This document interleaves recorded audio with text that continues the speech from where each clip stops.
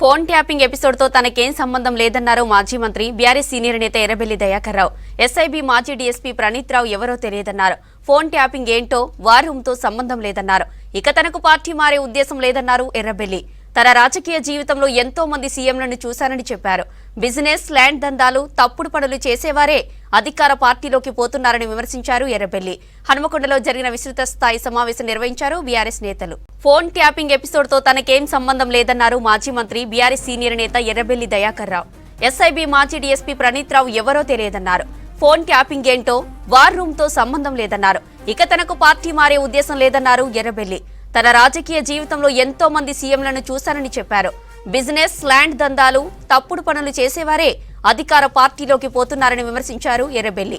హనుమకొండలో జరిగిన విస్తృత స్థాయి సమావేశం నిర్వహించారు బీఆర్ఎస్ నేతలు. పోతున్నారు. నాకు తెలిసిన కాడికి పార్టీ బారిటోళ్ళందరూ కూడా ఏదో బిజినెస్ చేసేటోళ్ళు, ల్యాండ్ దందాలు చేసేటోళ్ళు, తప్పు పనులు చేసేటోళ్ళు, ఇసుంటి వాళ్ళే రాజకీయాలలో అధికార పార్టీ ఉంటేనే బతకగలుగుతూ ఉంటూ పోయేటోళ్ళు చాలా మంది ఉంటారు. పోయేటోళ్ళంతా కూడా ఏదో తప్పు చేసి ఉండి రాష్ట్ర ప్రభుత్వంతో ఎక్కడుండో వేరే ప్రభుత్వాలతోటి అండ తీసుకున్నందుకో పోయేటందుకే అవకాశం ఉంటుంది అనేది నాకు రాజకీయంగా ఉన్న అనుభవం మీద చెప్తున్నా. నేను పార్టీ వదిలిపెట్టే ముచ్చటే లేదు. ఆయన ఎవ్వరో తెలియదు, ఆయన ముఖం కూడా తెలియదు. ఆయన మా ఊరు ఆడబిడ్డ కొడుకట, వాళ్ళ అమ్మ ఎరికే. ఆయన గురించే తెలియదు. ఆ ఫోన్ ట్యాపింగ్ నాకు తెలియదు కూడా తెలియదు. కావాలని నాకు నిన్న మొన్న కూడా తెలిసింది. ఆయన ఫోర్స్ చేసి నా పేరు ఇరికేయాలనే ప్రయత్నం చేస్తాను.